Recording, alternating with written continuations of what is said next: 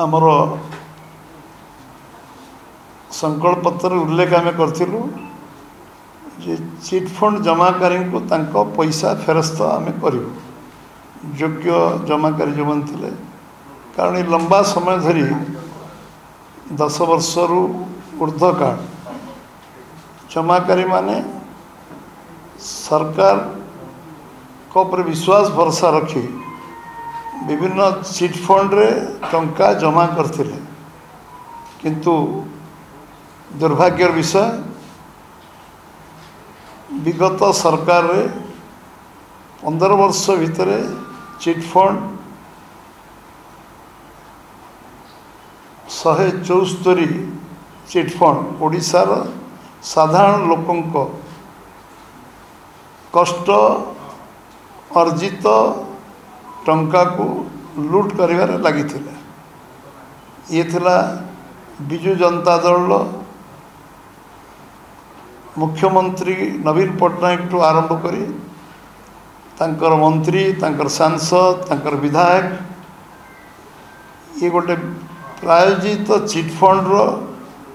पैसा को आत्मसात करवा एवं विभिन्न जगार माने दंडित होती जेल जाइछन्ति विभिन्न आकार रे माने वर्ष वर्ष जेल रही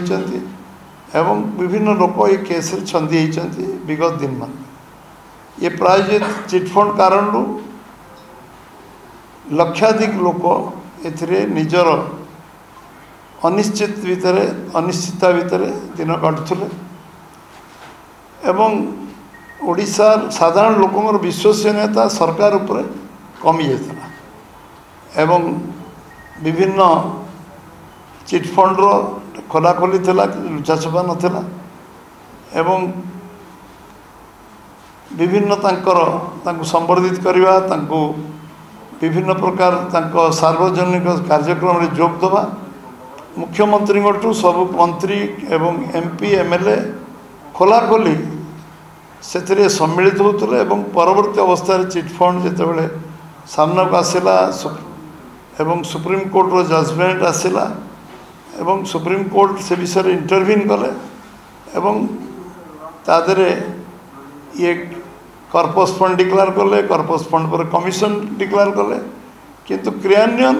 हो पारला नहीं कारण तांकर नियत ठीक नथिला सरकार को बिजु जनता सरकार नियत नथिला एबे आमे संकल्प पत्र विधानसभा इलेक्शन पूर्व पार्लियामेंट निर्वाचन पूर्व आमे घोषणा करथिलु जे चिटफंड जो माने योग्य जमाकारी आमे जेते लोक को पाइबु एवं जो माने आम पाखे तांकर प्रमाण पत्र सामान्य किसी जोगे पारे समस्त को आम टंका फेरस्त दबु आ जमाकारी माने समस्ते जार पैसा जाइए सरकार रो दायित्व होची लोक विश्वास विश्वसनीयता रखा एवं जो माने टंका जमा कर गोटे सरकार थिबा कारण सरकार विश्वास करके जमा से रखिछन टंका एवं मैं आपको धन्यवाद देवी आमर राज्यर मुख्यमंत्री मोहन चरण माझी को जे गोटे वर्ष भितर से 1,26,137 जन